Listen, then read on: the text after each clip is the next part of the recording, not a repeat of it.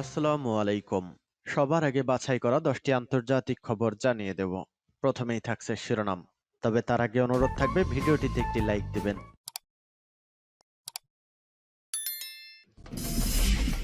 জানিয়ে দেব সর্বশেষ আপডেট আন্তর্জাতিক সংবাদ। শুরুতেই শিরোনাম। রাশিয়া শুধুমাত্র প্রতিরক্ষার জন্য পারমাণবিক অস্ত্র ব্যবহার করতে পারে। ইসরায়েলের ৮০ বছর পূর্তি হবে কিনা তা নিয়ে সংশয় রয়েছে বললেন আয়াতুল্লাহ খামেনি। এদিকে পাল্টাপাল্টে হামলায় ভয়ঙ্কর হয়ে উঠেছে রাশিয়া ইউক্রেন যুদ্ধ পরিস্থিতি। ইউক্রেনের পাল্টা আক্রমণ নিয়ে যা বললেন ওয়াগনার প্রধান। ফিলিস্তিনিদের অধিকার রক্ষায় পাশে থাকবে চীন। সর্বশেষ জানিয়ে দেব কত শক্তিধর পারমাণবিক বোমা এসেছে বেলারুসে। এতক্ষণ শুনছিলেন সংবাদ শিরোনাম, এবারে বিস্তারিত। আজকের সংবাদ সম্পর্কে আপনার মূল্যবান মতামত কমেন্ট করে জানিয়ে দিন কোন স্থান থেকে আমাদের সংবাদ শুনছেন এবং দেখছেন। রাশিয়া শুধুমাত্র প্রতিরক্ষার জন্য পারমাণবিক অস্ত্র ব্যবহার করতে পারে। বৃহস্পতিবার সেন্ট পিটার্সবার্গ ইন্টারন্যাশনাল ইকোনমিক ফোরামের পাশে একটি সংবাদ ব্রিফিংয়ে রাশিয়ার পররাষ্ট্র মন্ত্রণালয়ের মুখপাত্র মারিয়া জাখারোভা বলেছেন, রাশিয়ার পারমাণবিক অস্ত্রের অনুমানমূলক ব্যবহার একচেটিয়াভাবে বিশেষ পরিস্থিতিতে ঘটতে পারে এবং এটি কেবলমাত্র প্রতিরক্ষামূলক উদ্দেশ্যেই সম্ভব। রাশিয়ার পারমাণবিক প্রতিরোধ নীতি কঠোরভাবে প্রতিরক্ষামূলক। পারমাণবিক অস্ত্রের অনুমানমূলক ব্যবহার কঠোরভাবে প্রতিরক্ষামূলক উদ্দেশ্যের কাঠামোর মধ্যে বিশেষ পরিস্থিতিতে স্পষ্টভাবে সীমাবদ্ধ। তিনি বলেন, জাখারোভা উল্লেখ করেছেন যে মস্কো পারমাণবিক যুদ্ধের অগ্রহণযোগ্যতার নীতিতে সম্পূর্ণরূপে প্রতিশ্রুতিবদ্ধ। এতে কোনো বিজয় হতে পারে না, এটি কখনোই প্রকাশ করা উচিত নয়। আমরা ধারাবাহিকভাবে পারমাণবিক যুদ্ধ প্রতিরোধ এবং অস্ত্র প্রতিযোগিতার অগ্রহণযোগ্যতা মেনে চলার বিষয়ে ৫টি পারমাণবিক শক্তিধর রাষ্ট্রের নেতাদের যৌথ বিবৃতিতে অন্য সব পক্ষকে আহ্বান জানাই, জাখারোভা জোর দিয়ে বলেছিলেন। একই সময়ে তিনি উড়িয়ে দেননি যে রাশিয়ার কৌশলগত অস্ত্রহ্রাস চুক্তি স্থগিত করার সিদ্ধান্তটি বদলাতে পারে। এই ক্ষেত্রে হ্যাঁ, শুধুমাত্র যদি ওয়াশিংটন রাজনৈতিক সদিচ্ছা দেখায়, উত্তেজনা কমানোর প্রচেষ্টা চালায় এবং চুক্তির সম্পূর্ণ কার্যকারিতা পুনরায় শুরু করার জন্য শর্ত তৈরি করে, জাখারোভা যোগ করেছেন। রাশিয়ার প্রেসিডেন্ট ভ্লাদিমির পুতিন গত ২১ ফেব্রুয়ারি ঘোষণা করেছিলেন যে মস্কো নিউ স্টার্ট চুক্তিতে তার অংশগ্রহণ স্থগিত করেছে, তবে এটি থেকে পুরোপুরি প্রত্যাহার করছে না। যদিও তিনি জোর দিয়ে বলেছিলেন যে চুক্তির পরবর্তী অপারেশনস নিয়ে আলোচনায় ফিরে আসার আগে রাশিয়া বুঝতে চেয়েছিল কিভাবে এই নথিটি কেবল মার্কিন যুক্তরাষ্ট্র নয়, অন্যান্য ন্যাটো পারমাণবিক শক্তি ব্রিটেন এবং ফ্রান্সের অস্ত্রাগারগুলিকেও বিবেচনা করবে। ১ মার্চ পুতিন নিউ স্টার্টে রাশিয়ার অংশগ্রহণ স্থগিত করে একটি আইনে স্বাক্ষর করেন।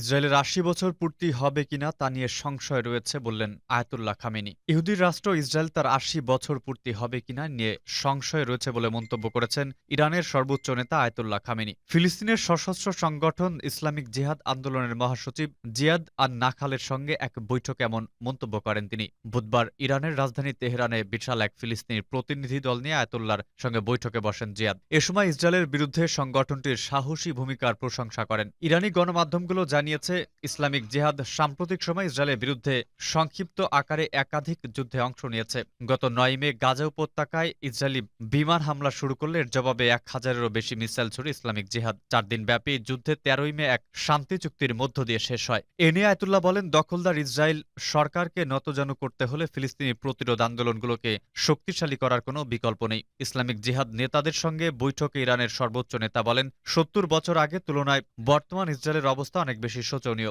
সাম্প্রতিক সংঘর্ষে ইসলামিক জিহাদ যে শক্তি দেখিয়েছে তাতে ইসরায়েলি নেতাদের এই সংশয় পেয়ে বসেছে যে তারা তাদের অবৈধ রাষ্ট্রের ৮০ বছর পূর্তি উৎসব করতে পারবে কিনা।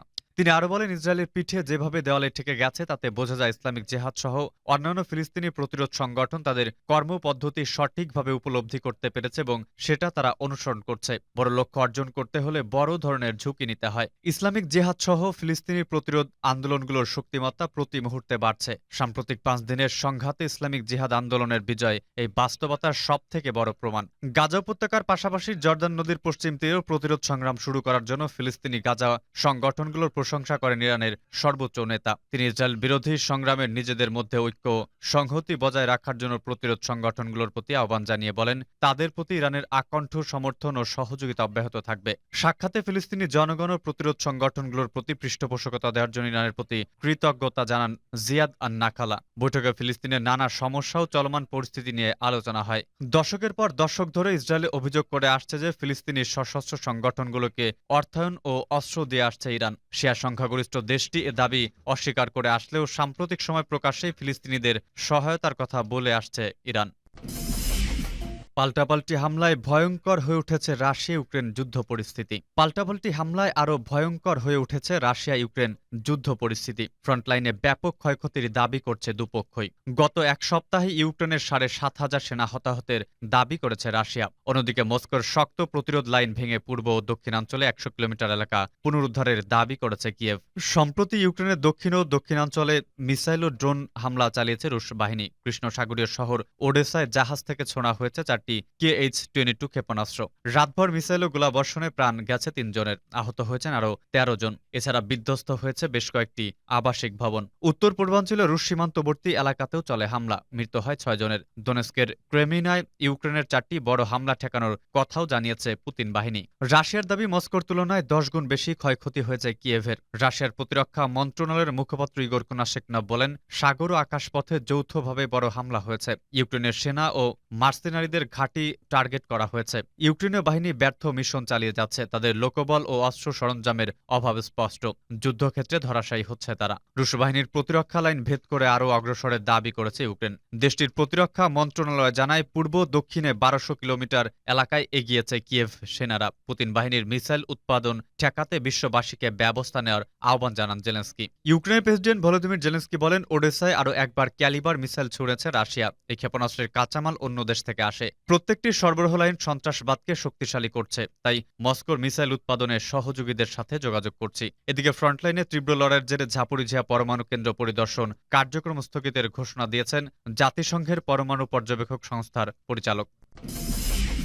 ইউক্রেনের পাল্টা আক্রমণ নিয়ে যা বললেন ওয়াগনার প্রধান। এবার রুশ বিরোধী ইউক্রেনের পাল্টা হামলার বিষয়টি স্বীকার করে নিয়েছেন রাশিয়ার ভাড়াটে বাহিনী ওয়াগনার প্রধান ইয়েভগেনি প্রিগোজিন। পাল্টা আক্রমণের এক সপ্তাহের মধ্যে কিয়েভ ৭টি গ্রাম পুনরুদ্ধার করার পর মঙ্গলবার বিষয়টি স্বীকার করে নেন তিনি। প্রিগোজিন বলেন, আক্রমণ শুরু করেছে ইউক্রেনীয়রা। তারা সুনির্দিষ্টভাবে এগোচ্ছে, সবকিছু সঠিকভাবে করছে। তার ধারণা, ইতোমধ্যে প্রায় ১০০ বর্গ কিলোমিটার এলাকা পুনরুদ্ধার করে ফেলেছে ইউক্রেনীয় সেনারা।